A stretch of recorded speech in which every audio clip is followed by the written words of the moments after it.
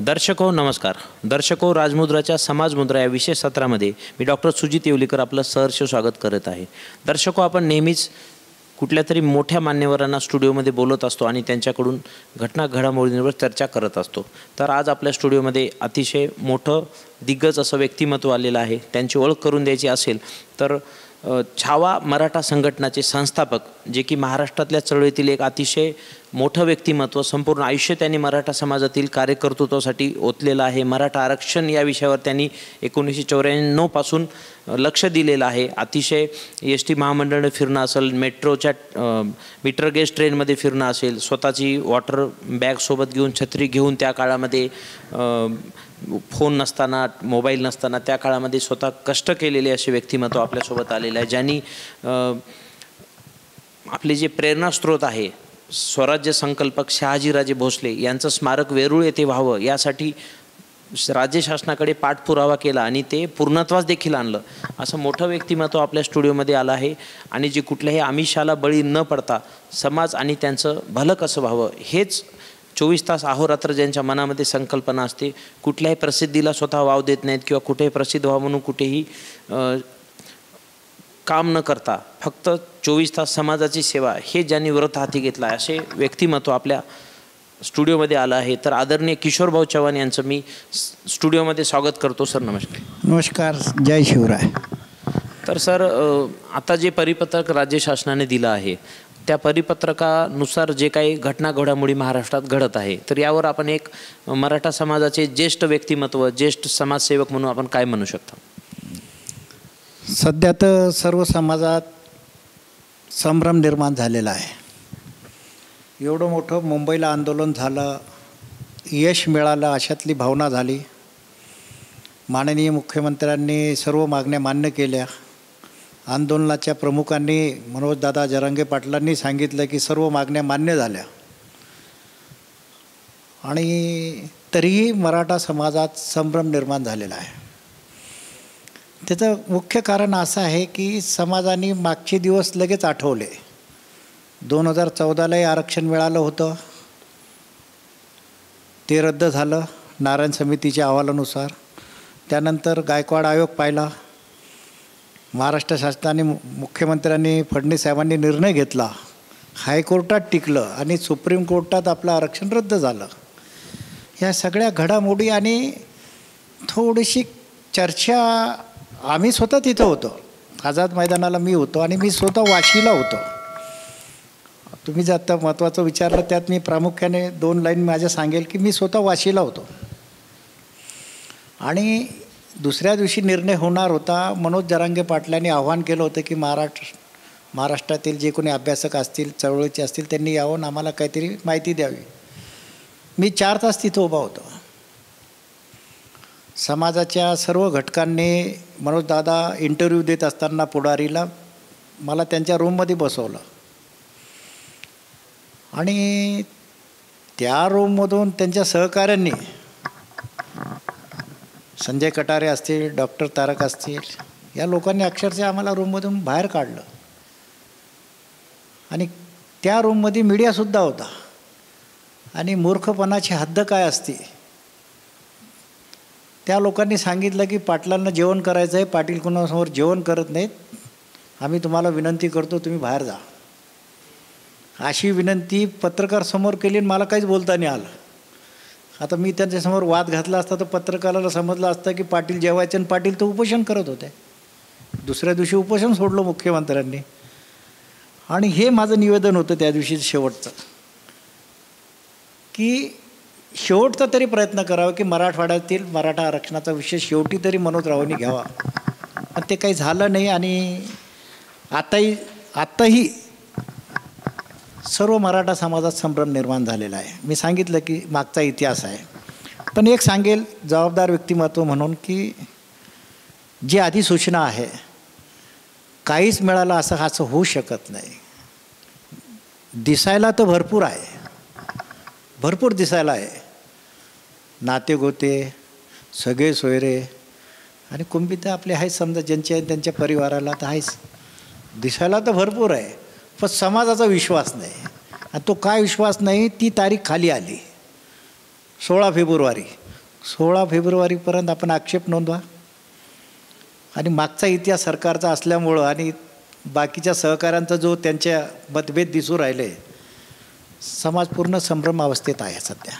बरं सर, दुसरा प्रश्न मी आपल्याला विचारतो की आताच आपण मराठवाडा हा शब्द वापरला, तर पूर्वीचं जर आपण काही पाहिलं ओबीसीचं आरक्षण, तर विदर्भामध्ये बऱ्यापैकी आरक्षण आहे, खानदेशातही आपल्याला दिसतं. तर मराठवाडा हा एक तर ड्राय एरिया आहे, दुष्काळी भाग आहे, पाण्याचं पण प्रॉब्लेम आहे, नोकरी पण कमी आहे, इंडस्ट्रीयल डेव्हलपमेंट नाही आहे. तर इथला जो समाज आहे सगळ्यात जास्त आत्महत्या करतो अशी सरकार दरबारी नोंद आहे. तर मराठवाड्याचं या आरक्षणामुळं काय नुकसान होऊ शकतं, किंवा मराठवाड्याच्या संदर्भात आपली भूमिपुत्र म्हणून मराठवाड्याची काय भूमिका आहे? नाही, जसं तुम्ही परिचय करून दिलेला आम्हाला अनेक 30 दशक झाले. ह्याच मागच्या जानेवारीमध्ये मला 30 वर्ष पूर्ण झाले. आणि विशेष म्हणजे पूर्ण वेळ देऊन आम्ही काम करतो आणि हे सगळे वरिष्ठांना सगळ्यांना माहिती आहे. पण सुप्रीम कोर्टाने 21ला ज्यावेळेस निर्णय दिला की मराठा आरक्षण रद्द केलं, आता सुप्रीम कोर्टाने मराठा आरक्षण रद्द केल्यानंतर तर मराठा समाजाच्या आरक्षणाचे दरवाजे तर बंदच झाले. आता काय करणार समाज, हा मोठा प्रश्न आमच्यासमोर निर्माण झाला. आणि मनोजदादांनी जसं आंदोलन केलं, जसं मनोजदादाविषयी बोलायचं झालं तर त्याचं 2016पासून आम्ही त्याच्यासोबत आहोत मनोजबरोबर. कोपर्डीच्या आरोपीला त्यांच्या संघटनेत लोकांनी मारला, आम्ही त्यांच्यासोबत होतो. शाष्ट पिंपळगावला आंदोलन केलं आम्ही त्यांच्यासोबत. भांबरी तर कुणालाच माहिती नाही आहे समाजात, तिथं आम्ही त्यांच्यासोबत. तुमच्या वडीकाळ्याला आम्ही त्यांच्यासोबत. आणि वडीकोळ्याच्या वेळेसच हा विषय निघाला. वडीकळ्याला मनोज जरांगे पाटील हे आमरण उपोषणाला बसणार होते, 4 तारखेपासून सुरुवात करणार होते. मला फोन आला की बा तुम्ही या, मुख्यमंत्र्यांनी चर्चेला बोलवलं, तुम्ही मांडणी करा. आणि आत्ताच मी तुम्हाला सांगितलं की सुप्रीम कोर्टाने दरवाजे बंद केल्यानंतर शासन काय करणार आणि आंदोलनही कसं होणार? बरोबर आहे. सुप्रीम कोर्टात प्रश्न असल्यानंतर तुम्ही आंदोलन करू शकत नाही. शासन काय म्हणेल, आम्ही सुप्रीम कोर्टात पुनर्याचिका प्रयत्न करतो आहे, आम्ही अजून तुम्हाला काय सांगा, तो विषय झाला, आंदोलनही झालं नसतं. पण तुम्ही जसं म्हणताय की अनेक वर्ष केल्यानंतर आपण तो मार्ग काढला की मराठवाड्यातील मराठ्यांना कुंभी जातीचं प्रमाणपत्र द्या. पहिली मांडणी आपण माननीय मुख्यमंत्र्यांसमोर 4 तारखेला केली. त्याचे संदर्भ दिले. त्यावेळेस मुख्यमंत्र्यांनी स्पष्ट सांगितलं की हा नवीन विषय पहिल्या वेळेस माझ्यासमोर आलेला आहे, यात आपण काहीतरी करूया. त्यानंतर लगेच 16 मार्चला समितीची घोषणा केली हाऊसमध्ये. पहिली समिती झाली, नितीन करीर मुख्य सचिव महसूल यांच्या अध्यक्षतेखाली 29 मेला. त्याची मुदत संपली 29 ऑगस्टला. आणि 29 ऑगस्टपासून मनोज पुन्हा उपोषणाला बसला.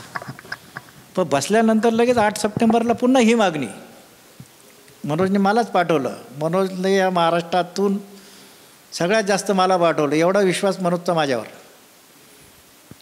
पहिले वडीकाळ्याच्या वेळेस पाठवलं, आंतरवेळेच्या पाठवलं. आणि विशेष म्हणजे शिंदे कमिटी ज्यावेळेस मराठवाड्या दौऱ्यावर आली, मला पाठवलं, बनसोड सरांना पाठवलं आणि यादव सरांना पाठवलं. आणि हे सगळं झाल्यानंतर आपण मांडणी केली सगळी. म्हणजे सविस्तर सांगायचं असेल समाज बांधवांना तर की मराठवाड्यातील मराठा हा आरक्षण मागत नाही, आमच्या हक्काचं आरक्षण आम्हाला परत द्या, ही मांडणी आपण केलेली आहे. बरोबर. आणि आपल्या सर्व मराठवाड्याला माहिती आहे, मराठवाडा महाराष्ट्राचा भाग नव्हता. आंध्रातून आलो आपण. आंध्रात असताना तिथं आपण आरक्षणात होतो, तो आम्हाला परत द्या, ही हक्काची मागणी आहे.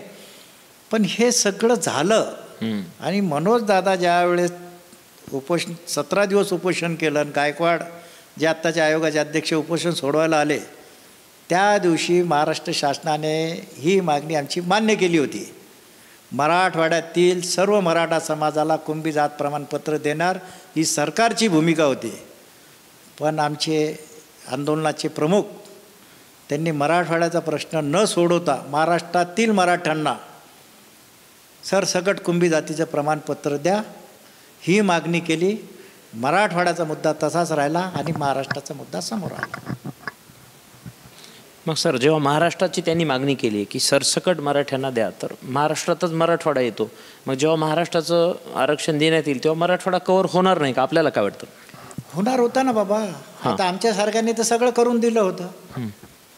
ते आंदोलनाचे प्रमुख, प्रशासन, शासन, शिंदे समितीकडे मांडण्याची जबाबदारी माझी होती. आणि ज्यावेळेस शासन देत आहे तर तिथं तर यश आलंच होतं ना आपल्याला. आंदोलनाच्या प्रमुखांनी काय करायचं होतं की पहिला टप्पा मराठवाड्याचा घ्यायचा होता, दुसरा टप्पा त्यांनी महाराष्ट्राचा घ्यायचा होता ना. कोण नाही म्हणतं त्यांना दुसरा महाराष्ट्राचा घ्यायला. तो न घेतल्यामुळं आज आपल्याला हे दिवस पाहायला मिळाले किंवा हे परिपत्रक निघालं. आणि हे परिपत्रक निघूनसुद्धा समाज संभ्रम अवस्थेत आहे. आणि उद्या काय होतं काय नाही ती पुन्हा समाजाला काळजी आहे पडलेलीच आहे. आचारसंहिता लागते, कोर्टात कोण जातं, टिकतं का नाही टिकतं. आणि मराठवाडा विषय घेतला असता तर सगळे सोयरे नातेवाईक गणगोत रक्ताचे नाते सगळंच झालं होतं ना. इथे महाराष्ट्राचं आरक्षण मिळालं होतं, सेंट्रलचं आरक्षण आपल्याला मिळालं होतं. पण समाजाचं दुर्दैव तिथं पुन्हा आढळलं.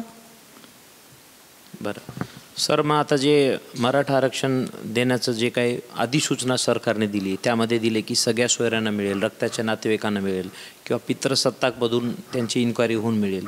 जरी सर्टिफिकेट मिळालं असेल तर व्हॅलिडिटी होताना ती ग्रह चौकशी त्याची होईल असं पण त्यांनी त्या परिपत्रकात म्हटलेलं आहे. तर हे सगळं पाहता ज्यांच्याकडे कुणब्याचे दाखले 1967च्या आधीचे किंवा नंतरचे सापडले त्यांना आरक्षण मिळते. आता ज्यांच्याकडे दाखलेच नाही आहेत तशा 95% मराठ्यांनी काय करायचे? कारण की आत्ताचा जो अहवाल आलेला आहे शासनाचा, मराठवाड्यामध्ये सर्टिफिकेट पण फार कमी सापडलेत कुणबी दाखल्याचे. मग उर्वरित लोकसंख्येचं काय जे की करोडोच्या घरामध्ये आहे? आतापर्यंत शासनाचा आकडा सांगतो तुम्हाला, 33,000 आपल्या मराठवाड्याचं सांगतो नोंदी सापडल्या. आणि शासन आणि मनोजदादा सांगते 54 लाख 57 लाख. माझा दावा इथे मी अनेक वर्षापासून काम करतो, तो भाग तर पहिल्यापासूनच ओबीसीत होता ना. त्यांना आज ना उद्या मिळालेच असते ना. जो इथं कुणबी नव्हता ना ओबीसीत, म्हणजे सापडत नव्हत्या ना. विदर्भ असेल, खानदेश असेल, पश्चिम महाराष्ट्राचा पट्टा असेल किंवा कोकणाचा पट्टा असेल, ह्या भागात पहिल्यापासून कुणबी जात प्रमाणपत्र मिळतच होते. नवीन काय झालं याच्यातलं? नवीन हे झालं की ठीक आपण असं धरू की ह्या आंदोलनामुळं 10% नवीन कुणबी जाती सापडल्या असतील प्रमाणपत्र. पण तो तिथं कायदा होता ना. आता इथं 33,000 सापडल्या, 20 ते 22,000 त्यांनी प्रमाणपत्र वाटले. आता हे 33,000 फक्त मराठाच नाही आहे, ब्राह्मण आहे, मुस्लिम आहे, बाकीच्या जातीच्याही नोंदी इथं सापडल्या. आणि आज तुम्हाला सांगतो व्हॅलिड किती झाल्या. समजा 22,000 मराठवाड्याचं मी जास्तच लावून धरतोय कारण बाकीच्या व्हॅलिड पण होतात तिथे. मराठवाड्यात किती व्हॅलिड झाल्या? शासन उत्तर देईल का आंदोलनकर्ते उत्तर देतील? बरं मी याच्यातला सांगतो काय जबाबदार माणूस. मी मनोजचा अजिबात विरोध नाही, मी आत्ता सर्व पार्श्वभूमी सांगितलेली, मी त्यांच्या सोबती आहे. सगळे कागदपत्र असेल हे असेल आम्ही सगळे त्यांच्यासोबतच होतो. राग शेवटी काय येतो की मराठवाड्याचा प्रश्न सुटत असताना का नाही सोडवला तुम्ही? त्याचे कारण तुम्ही समाजाला द्यावा लागणार ना. आणि तुम्हीच स्टेटमेंट देतात शासन मराठवाड्याचा प्रश्न सोडवत होता पण मी सोडवला नाही, एक भाऊ नाराज आणि एक भाऊ दुःखी होणार, हे कारण सांगून तुम्ही आंदोलन मराठवाड्याचा प्रश्न नाकारला. हे दुःख होतं आम्हाला. पण तरी सांगतो मी की आताही मी सांगतो की काही हरकत नाही. मनोजदादा आज महाराष्ट्राच्या आंदोलनावर काम करत असतील, आमच्या शुभेच्छा त्यांच्यासोबत राहतील. पण आम्ही निर्णय घेतलेला आहे की यापुढचा आम्ही लढा, न्यायालयीन लढा असेल, रस्त्यावरची लढाई असेल, आम्ही मराठवाड्याची मागणी लावून धरणार आहोत. बरं सर, उल्हास बापट हे ज्येष्ठ कायदेतज्ञ आहेत, महाराष्ट्रामध्ये त्यांची ख्याती देखील आहे. मुख्यमंत्र्यांनी दिशाभूल केली असं त्यांनी इलेक्ट्रॉनिक मीडियावर स्टेटमेंट दिलं. त्यामध्ये सगळे सोयरे आणि पितृसत्ताक जे काय आहे नातेवाईक याच्यामध्ये गोंधळ होईल आणि चौकशीमध्येच बरेच दिवस जातील आणि याच्यामध्ये लोकसभा आणि विधानसभा निवडणुका निघून जातील. तर हे टाईमपास करण्याचा डाव वाटतो का? किंवा मग कुठंतरी इथपर्यंत जे सरकार खेळवत आली मराठा समाजाला मागील 3 पिढ्यांपासून आपण पाहतोय, 3 दशकांपासून, तर मग हीच परिस्थिती आत्ताच्याही मुख्यमंत्र्यांनी मराठा समाजासोबत केली का? आपल्याला काय वाटतं? नाही, घटनातज्ञ ज्यावेळेस बापटसाहेब म्हणतात त्याला काहीतरी अर्थ आहे. बाकीच्या लोकांचा आपण समजू शकतो, पण घटनातज्ञ म्हणतात त्याच्यात अर्थ आहे. आणि दुसरी गोष्ट त्यांनी पितृसत्ताकचा उल्लेख घेतलेलाच आहे ना. आता हे मातृसत्ताक घेतला असता तर मग तर आमचा प्रश्न मिटला असता. ती शंका आहेच. आणि शेवटी मुख्यमंत्री तुम्ही जे म्हणतात की खेळवतात काय, मी आज पण सांगेल की मुख्यमंत्र्यांच्या भावना चांगल्या आहे. कारण मागचा इतिहास अधिसूचनाचे जे पदं असतील ते पदं कोणी भरले नव्हते, माननीय मुख्यमंत्र्यांनी भरले. आताही आम्हाला विश्वास आहे की मुख्यमंत्री सोडू शकतात. पण त्यांच्या एक पक्ष दोन पक्ष, दुसरा पक्ष काय म्हणतो, फडणवीस साहेब काय म्हणतात, आणि याचा परिणाम मुख्यमंत्र्यावर होतो आहे आणि आम्ही आशावादी आहोत. बरं, अजून एक खूप महत्त्वाचा प्रश्न आहे मुख्यमंत्र्याशी रिलेटेड. सकाळी पहाटे 2, 2:30, 3 वाजता जाऊन परिपत्रक हातात देण्यात आलं. त्यानंतर विजयी घोषणा झाली. विजयाचा गुलाल देखील उडताना सगळ्या महाराष्ट्रानं पाहिला. परंतु त्याच्या 3 तासानंतर भुजबळ साहेबांचं स्टेटमेंट येतं की झुंडशाही करून जोर जबरदस्तीनं मागच्या दरवाजातून ओबीसीमध्ये मराठ्यांना आणण्याचा डाव चालू आहे. म्हणजे आपल्याच राज्यातील मुख्यमंत्र्यांच्या विरोधात त्यांच्याच कॅबिनेट मंत्र्याचं स्टेटमेंट येतं. नंबर 1. नंबर 2, 6 तासानंतर जिथं जरांगे पाटलाच्या सभेमध्ये मुख्यमंत्री म्हणतात की सरसकट गुन्हे मागे घेण्यात येतील. मराठा आरक्षणामध्ये ज्यांनी आंदोलनं केली त्यांचे बीड असेल किंवा अंतरवाली सराटी असेल किंवा महाराष्ट्रभर जिथे जिथे काही घडलं ते गुन्हे मागे घेण्यात येईल असं मागणी देखील जरांगेने केली. सभेमध्ये होकार देखील मुख्यमंत्र्यांनी दिला. परंतु 6 तासानंतर राज्याचे उपमुख्यमंत्री आणि गृहमंत्री देवेंद्र फडणवीस म्हणतात की कुठलाही गुन्हा वापस घेतला जाणार नाही. तर मुख्यमंत्र्याच्या स्टेटमेंटला कॅबिनेटमध्येच किंमत नाही आहे. 2-2 मंत्री त्यांच्या विरोधात जाऊन बोलत आहेत. तर आपल्याला वाटतं का की मुख्यमंत्र्यांना दिलेल्या आरक्षणाची पण तेवढी व्हॅल्यू राहील का, किंवा कॅबिनेटमध्ये तेवढं शिंदे साहेबांचं वजन आहे का की ते आपलं काम करू शकतील? नाही, शंका तर येणारच ना.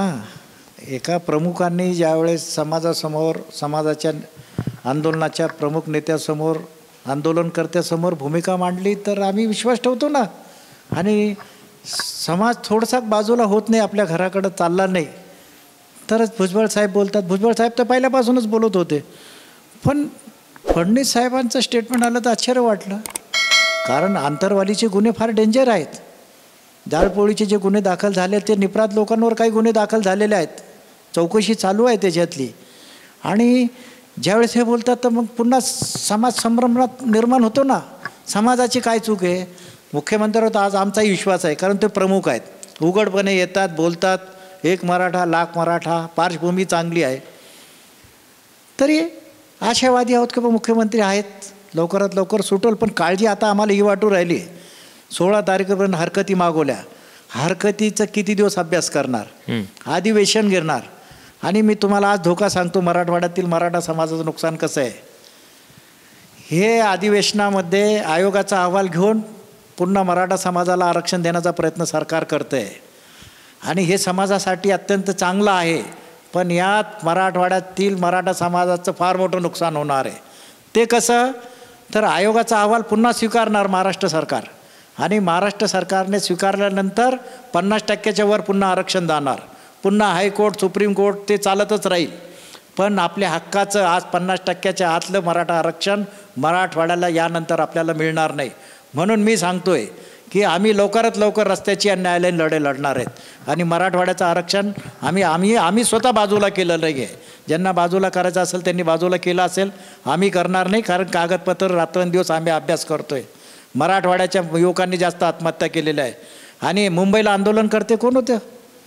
90% मराठवाड्याचे मुलं होते, मराठवाड्यातील मराठा समाज होता. त्याची तर काळजी आम्हाला घ्यावा लागेल. आणि हे नैराश्य वाढलं तर मराठवाड्यात फार दुर्घटना होईल आमच्या मुलांची.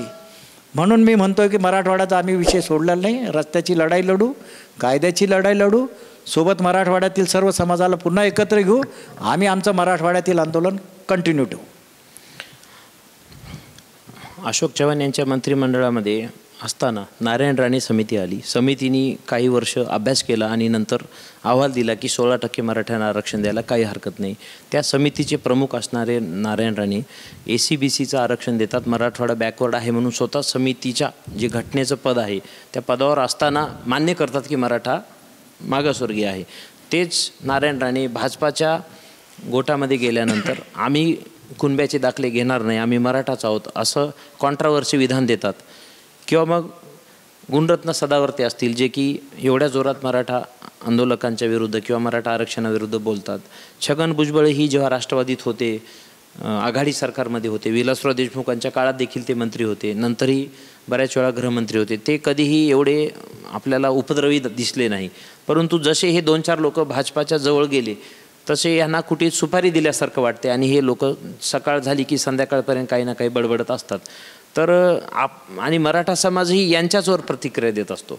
जरांगे पाटीलही बोलताना भुजबळांनाच बोलताना दिसतात किंवा समाज बांधवी आपण पाहतो, फेसबुक असेल, व्हॉट्सअप असेल, एक तर गुणरत्न सदावर्तीला किंवा नारायण राणेला किंवा जरांगे पाटलाला आपण बोलताना बघतो. तर मग ह्या सगळ्यांचा बोलवता धनी कोण असेल का भाजपामधला, आणि मग त्यांच्या विरुद्ध कुठेच मराठा समाज आक्रमक होताना का दिसत नाही? नाही, हे तुम्ही जे बोलतात ना, समाज जागृत झालेला आहे, सगळ्या समाजाला समजतं. भुजबळ साहेब का बोलतात, सदावर्ती कुणाचा माणूस आहे हेही कळतं, आणि ह्यांची लिंक कुणाची, राणे साहेबाचं समजायचं जे काही आहे ते तिथे राजकारणात ते प्रमुख आहे. राजकीय ह्या वातावरणाचा कोण कसा फायदा घेईल ते सांगता येत नाही, ते सगळ्या पद्धतीने चालू आहे. पण समाजाला सगळं कळतं, समाजाला काही कळत नाही अशातला भाग नाही आहे. यांच्या पाठीमागं कोण आहे, काय आहे, हे सगळं कळतं. याच्यामुळं समाज जागृत आहे, याच्यात आम्हाला आनंद आहे. बरं, शासनाचे 2 भाग झालेत का राज्य शासनाचे? पहिला भाग, मराठ्यांना आरक्षण देण्यासाठी पहाटे 3 वाजता मुख्यमंत्री स्वतः येतात आणि आरक्षण देण्याचं परिपत्रक देतात. दुसरं सरकार काय करतं की आमचा DNA कुणबी आहे, आमचा DNA OBC आहे आणि कुठेही OBCच्या आरक्षणाला आम्ही धक्का लागू देणार नाही आणि आम्ही भुजबळ साहेबांची समजूतही काढू असं म्हणतात राज्याचे उपमुख्यमंत्री. तर या 2 भागामध्ये कुठंतरी दोन्हीही नेते महायुतीचे वोट बँक थांबवण्याचा किंवा वोट बँक होल्ड ठेवण्याचा प्रयत्न करत आहेत का, जेणेकरून भुजबळही नाराज नाही झाले पाहिजे, OBCचं मतदानही आपल्याला मिळावं, मराठ्यांना काहीतरी कागद द्यावा आणि त्यांना खेळवत ठेवावं, कारण की आता 4च महिन्यावर निवडणुका आलेल्या आहेत. तर यांचं उद्दिष्ट मराठा आरक्षण आहे, समाजकारण आहे का फक्त आणि फक्त लोकसभा निवडणूक आहे? आपल्याला काय वाटतं? नाही, हे तर 100% राजकारणीच मंडळी आहेत ना. कोणत्या आंदोलनाचा कसा उपयोग करायचा तो त्यांचा अधिकार आहे. आम्ही समजू शकतो की बा मराठा समाजालाही त्यांना न्याय द्यायचा आहे, OBC समाजालाही दुखवायचं नाही आहे, ठीक आहे, काही हरकत नाही ना. पण माझा भुजबळ साहेबाला एक साधा प्रश्न आहे. नोकऱ्याचं खाजगीकरण झालं होतं त्यावेळेस ते माणूस काही बोलला नाही. दुसरा प्रश्न, राजकीय आरक्षणासाठी त्याची जी चर्चा चालू OBC समाजाची, किती वर्षापासून राजकीय आरक्षण मिळत नाही, 2-2.5 वर्ष झाले. तिसरं महत्त्वाचं सांगतो, इम्पेरियल डाटा दिला तर OBCची संख्या किती दाखवली त्यांनी, 38.5. बरोबर, 38.5 ही OBCची संख्या सुप्रीम कोर्टात दाखवली भुजबळ साहेब मंत्री असताना. याचा दुसरा अर्थ काय निघतो की OBCला 38.5% 50% आरक्षण दिलं तर कसं होईल, हे आम्हाला सगळं समजतं. म्हणून आम्ही भुजबळ साहेबाला सांगतो की भुजबळ साहेब तुम्ही कॅबिनेट मंत्री आहात, तुम्ही OBCचे प्रश्न सोडा. त्यात मराठा बी आलेला आहे पहिल्यापासून. हे सगळा मराठवाडा सोडला की बाकीचा मराठा तर OBCच आहे आमचा. त्यांचे प्रश्न, तुमच्या OBCचे प्रश्न, 375 जातीचे प्रश्न तुम्ही सोडवा ना, ते सोडवत नाही. अजून एक सांगतो, म्हणजे भुजबळ साहेबाला वैचारिकच बोलायचं असेल मला, तुम्ही OBCच्या लोकसंख्येप्रमाणे निधी कधी मागितला का? SCला मिळतो, STला मिळतो, OBCला का मिळत नाही? आणि किती वर्षापासून तुम्ही काम करतात? अनेक वर्षापासून तुम्ही स्वतः काम करतात. मग OBCच्या प्रमाणे का बरं मागणी करत नाही? चला तुम्ही मागणी करत नाही, आम्ही आज आमचे एखादा बांधव OBC झाला असेल, चला आम्हीच OBC समजून मागणी करतो, OBCच्या लोकसंख्येप्रमाणे निधी महाराष्ट्र सरकारने द्यायला पाहिजे म्हणून. हे करत नाही, म्हणून समाजात त्यांना हे नाही आहे. त्यांच्या सभा का होत नाही? पैसे द्यावं लागतात, वाटावं लागतात, समाज एकत्र येत नाही. त्याचे कारण हे, मनापासून काम करा ना तुम्ही. मनापासून काम केलं तर समाज तुमच्या पाठीशी राहील. लोकसभेमध्ये महाराष्ट्रातून 48 प्रतिनिधी जातात, खासदार जातात, राज्यसभेतही 17 जातात. एवढे खासदार दिल्लीत असताना मराठा आरक्षण राज्यातून मागण्यात येतं, आंदोलन इथंच केलं जातं. परंतु महिलांचं जे आरक्षण आलं मोदी साहेबांनी दिलं ते केंद्रातूनच दिलं. EWS आरक्षण कुठेही मागणी नव्हती, एकही मोर्चा निघाला नसताना EWS आरक्षण 10% दिलं. त्याचा पण घटना दुरुस्ती करून 50%च्या वर जाऊन दिलं. बरोबर आहे, बऱ्याच ठिकाणी ते 80% पोहोचलं, काही राज्यामध्ये 75 आहे, आपल्या इथेही 60-65% जाऊन पोहोचलेलं आहे. 52+10 62 झालेलं आहे. हे सगळं असताना मराठा आरक्षण दिल्ली दरबारी का जात नाही आहे? त्याला आपले लोकप्रतिनिधी जबाबदार आहेत का आपल्या आंदोलकांना पण दिल्लीला जावं असं कोणी सांगत नाही? काय नेमकं? नाही, आम्ही मागच्या वेळेस संभाजीराजे ज्यावेळेस प्रमुख होते आंदोलनाचे त्यावेळेसच आम्ही मागणी केली होती, साष्ट पिंपळगावलाच केली होती, चला दिल्लीला म्हणून. कारण सुप्रीम कोर्टात म्हणजे हायकोर्टाने नाकारल्यानंतर आपण आपला प्रवास सुप्रीम कोर्टाकडे गेला आणि सुप्रीम कोर्टाकडे गेल्यानंतर मग केंद्र सरकारने त्यावेळेस आरक्षणाची टक्केवारी वाढवली असती तर आरक्षण त्याच वेळेस टिकलं असतं ना. पण ती वाढवली नाही आणि त्यावेळेसही गेलो नाही समजा. आणि आताही समजा जायचं म्हटलं, तुम्ही जे संख्या सांगितली लोकसभेची आणि राज्यसभेची, तर आम्ही सगळे ह्या लोकांना भेटलेलो आहोत. पण सामाजिक जाणीवतून यांना वाटलं की समजा हे काँग्रेस, हे BJP, हे सगळे त्या पक्षाचे बांधील लोक आहेत. हे समाजाची बांधील नाही आहे. काँग्रेसवाला काँग्रेसची, राष्ट्रवादी शिवसेना शिवसेनेची, BJPवाला BJP. हे समाजाचं काही नाही. आता समाज जागृत झालेला आहे. पहिले क्रांती मोर्चावर जागृत झाला होता, पण इलेक्शन निघून गेले. पण आता जे इलेक्शन तर आता जवळच आहे लोकसभेचं. आता समाज मोठ्या प्रमाणात जागृत झालेला आहे. आता तुम्हाला समाजाचा विचार करावाच लागेल. आणि तुम्ही केंद्रातून मार्ग काढा. त्या आता क्युरिटीचा आहे, काय होतं अजून आपल्याला निर्णय माहीत झाला नाही. पण मराठवाड्याचा निर्णय पहिले घेतला होता, नेत्यांनी घेतला नाही, आमच्या आंदोलनकर्त्यांनी. आताही तुम्ही मराठवाड्याचा निर्णय घेऊन टाका. 5 जिल्ह्याचा आहे. 5 लोक म्हणतील आज 8 आहे. पहिले 5च जिल्हे होते आपले, 5चे 8 झाले. आताही राज्य सरकारला सुवर्ण संधी आहे. मराठवाड्यातील मराठ्यांना सरसकट कुणबी जात प्रमाणपत्र देऊ शकतात. त्याचे कारण सांगतो तुमच्या माध्यमातून. नवीन सरकार तर निर्णय घेऊ शकतो. शिंदे कमिटीचा अहवाल त्यांच्याकडे गेलेला आहे. पण आज पुन्हा एकदा एक माहिती देतो की मराठवाड्यासाठी 371 कलम निर्माण झालेलं आहे. हा हैदराबाद स्टेटचा भाग पहिले भारतात विलीन झाला आणि 1960ला आपण महाराष्ट्रात आलो. हे लोकांना माहीतच नाही. 370 लोकांना माहिती आहे काश्मीरसाठी होतं, पण 371 हे आमच्यासाठी आहे, मराठवाड्यासाठी आहे, कच्छ भागासाठी आहे. त्या कायद्याचा आधारही राज्य सरकार घेऊ शकतो. आणि राज्य सरकारने नाही घेतला तर आमचे विभागीय आयुक्त घेऊ शकतात. बरोबर. कारण विभागीय आयुक्त बांधिले राज्यपालला आणि राज्यपाल बांधिले राष्ट्रपतीला. 371 कलम म्हणतो मी. हे तर आमच्या जनतेलाच माहिती नाही. एवढं आमचं अज्ञान आहे. पण आम्ही रात्रंदिवस काम करतो म्हणून मी मराठवाड्याचा मुद्दा सोडला नाही. बरोबर. का नाही सोडला? 371 कलम आहे आपल्याकडं. प्रशासन पण निर्णय घेऊ शकतात. त्याची एक कॉपी माननीय मुख्यमंत्र्याला देऊ शकते. ते 371 अजून भविष्यात फार कामात येणार आहे मराठवाड्यासाठी, विविध प्रश्नासाठी. दुसरा महत्त्वाचा प्रश्न असा आहे की हे जे आरक्षण मिळणार आहे महाराष्ट्रामधून, ते महाराष्ट्रापुरतं मर्यादित राहू शकतं. केंद्रामधून जर आरक्षण पाहिजे असेल, वेगवेगळ्या राज्यामध्ये मराठा समाजाला नोकऱ्या करायच्या असतील, केंद्रामध्ये रेल्वे आहे, पोस्ट ऑफिस आहे, इंडियन एअरफोर्स आहे, मिलिटरी आहे, नेव्ही आहे, सगळ्या मोठे पदं केंद्रात आहे, बँकिंग आहे. ह्या सगळीकडे आपल्याला जर पोचायचं असेल तर आपल्याला पक्का आरक्षण मिळण्यासाठी पुढचा लढा काय असेल, कसा करावा लागेल? नाही, हे जे कुणबी जातीचं प्रमाणपत्र मिळालं समजा किंवा मिळते आता मराठवाड्यात तर 20-22 समजा आहे, अजून आपण धरू, व्हॅलिड नाही झाले तो भाग सोडू. म्हणूनच समजा आपण आशा धरू की मराठवाड्यातील राज्य सरकारने कुणबी जात प्रमाणपत्र दिलं. हे राज्यात पण आहे आणि सेंट्रलमध्ये पण आहे. आणि राज्याचे पण आपल्याला सर्व नोकरीचे शिक्षणाचे अधिकार मिळणार आहे आणि केंद्र सरकारचे मिळणार आहे. पण मराठा म्हणून मिळालं समजा तर सेंट्रलमध्ये मराठा म्हणून आरक्षण नाही आहे. पहिली गोष्ट ते हायकोर्टात टिकतं का? हायकोर्टात टिकलं की सुप्रीम कोर्टात टिकतं का? आणि ते टिकल्यानंतर आपल्याला पुन्हा मागणी करावी लागेल सेंट्रलकडे. मराठा समाज ते फार दिवस जातील. म्हणून आज जे कुणबीचं आपण जे मागितलं आहे, म्हणून आम्ही सांगतोय की सुप्रीम कोर्टाचे दरवाजे बंद झाले होते मराठा आरक्षणाचे, ते दरवाजे आपण एक सामाजिक कार्यकर्ते म्हणून उघडले. म्हणून कुणबी जातीचं प्रमाणपत्र मिळवलं. आम्ही त्याचा पाया झालेलो आहे. आम्ही मनोज जरांगे पाटलांनी कळस झालेले, कळस म्हणून राहा तुम्ही. आता तरी तुम्ही मराठवाड्याची सरसकट कुणबी जातीचं प्रमाणपत्राची मागणी करू शकतात. ऐकलं आम्ही 10 तारखेला ते उपोषणाला बसणार आहे. तुमच्या तर सगळं मागण्या मान्य झाल्या ना. मग आता तुम्ही असं म्हणा की बाबा मराठवाड्याची आमची सरसकट मागणी पूर्ण झाली नाही, तीसुद्धा आमची प्रमुख मागणी आहे. आम्ही तुमच्यासोबत आहोत. राज्याचे उपमुख्यमंत्री आणि गृहमंत्री एकीकडे आमचा भाजपाचा DNA हा OBC आहे म्हणतात, मराठ्यांवरील गुन्हे कधीच मागे घेणार नाही म्हणतात आणि कारवाई पण होईल म्हणतात. कुठल्याही मराठा आंदोलकांना ज्यूस पाजवताना, मोसंबीचा रस पाजवताना शक्यतो मराठाच नेते दिसतात. आणि उपमुख्यमंत्री मात्र OBC नेत्यांना ज्यूस पाजवताना चंद्रपूरलाही दिसतात, नागपूरलाही दिसतात. आपणही पाहिले, सगळ्या महाराष्ट्राने पाहिले.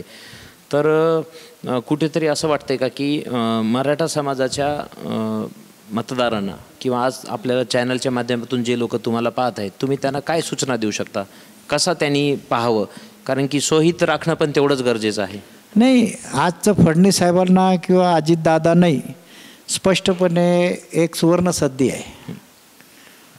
तुम्ही OBCचे प्रश्न बिलकुल सोडवा, मराठा समाजाचे सोडवा, पण सोबत तरी दिसा. आता सोबत दिसले तर मराठा समाजात संभ्रम निर्माण होणार नाही आणि मग समाजही तुमच्याच पाठीशी राहील ना. कारण 2018ला 19ला ज्यावेळेस आरक्षण मिळालं, हायकोर्टात मिळालं, त्यामुळे मराठा समाजाने खुला दिला आणि शिवसेनेला आणि BJPला मतदान केलं ना.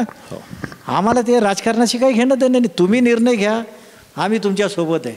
पण तुम्ही निर्णय नाही घेतला आणि आचारसंहितात मराठा समाजाला फसवलं. कारण आचारसंहिता शेवटच्या आठवड्यात आहेच. येस. मला त्याच्यात मी सामाजिक कार्यकर्ता पण थोडं कळतं लोकांचं ऐकून की शेवटच्या आठवड्यात लागली मग समाजाने काय करायचं. मग तुमचं फिरणं मुश्किल होऊन जाईल. समाज आपला राग कसा व्यक्त करेल मी नाही सांगू शकत. समाज आपल्या भावनांनी कसा न कसा राग व्यक्त करणारच आहे. आंदोलनाच्या माध्यमातून आताही तुम्हाला गावात येऊच नाही देऊ राहिलं, त्यावेळेस तुम्हाला तर मतदान मागायला येऊ देणार नाही, तुमच्या सभाही होणार नाही. म्हणून मी विनंती करतो की बा वेळ आहे. म्हणजे आज तुम्हाला आम्ही स्पष्ट सांगतो तुमच्याकडे वेळ आहे. 16 तारखेला वेळ संपते, 1-2 दिवस राहू द्या. अधिवेशनात तुम्ही चर्चा करा, याच्या कायद्यात रूपांतर करा. हे कुणाचं? या परिपत्रकाचं, अधिसूचनेचं. नंबर 1. पण आमच्या मराठवाड्याचा प्रश्न सोडा. मराठवाड्याच्या प्रश्नातून महाराष्ट्र सरकारला सुट्टी नाही तर मराठवाड्यातील मराठा समाजाचं फार मोठं नुकसान होईल.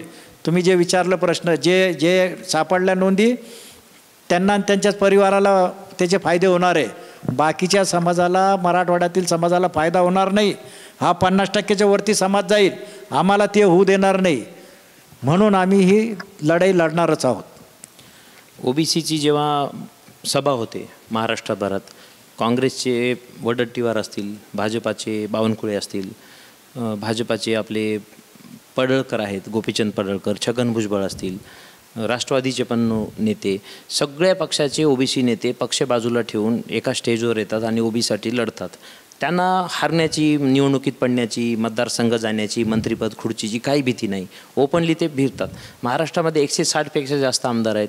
अनेक मुख्यमंत्री महाराष्ट्रातला मराठा समाजाचेच लाभलेले आहेत.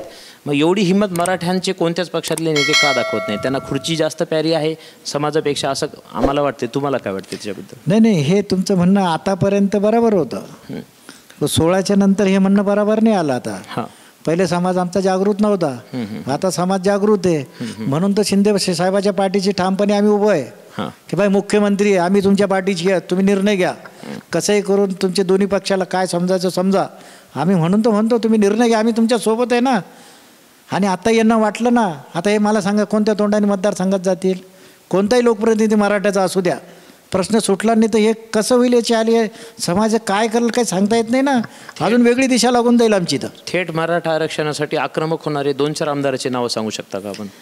मी जसं OBCचे 5 नावं सांगितले तसे 5 कोणत्याही 5 पक्षातले 5 नावं सांगू शकता की मराठा आरक्षण नाही मिळालं तर मी राजीनामा देतो. आपण एक एक्सेप्शन सोडू. वैजापूरचे जे आमदार होते ते दिला, कन्नडचे जे आमदार होते हर्षवर्धन जाधव, त्यांनी राजीनामा दिला. परंतु आज त्यांनी कुठेही दिसत नाहीत आपल्याला. किंवा मग समाजाला तेवढी काळजी नाही का की बाबा हा माणूस आपल्यासाठी राजीनामा देतो? काय वाटतं आपल्याला? नाही, बिलकुल काळजी होती समाजाला. एकमेव आमदार आमचा हर्षवर्धन जाधव समाजासाठी राजीनामा दिला, मतदारसंघात पडले. लोकसभेला उभे होते ते मराठा क्रांती मोर्चानं तर्फे. आम्हाला फार कमी वेळ मिळाला. 15 दिवसात 2,76,000 मतं पडले माणसाला आमच्या. म्हणजे ज्या समाजासाठी त्या माणसाने त्याग केला आणि समाजाने 15 दिवस मिळाले आम्हाला. आणि 15 दिवसात आणि आम्हाला महिनाभर मिळाला असताना ते निवडून आलं असतं. पडला कसं काय मग? मोदीचा फोटो, ठाकरेचा फोटो, उमेदवार खैरा पडलं कसं काय? हा समाजामुळेच पडला ना.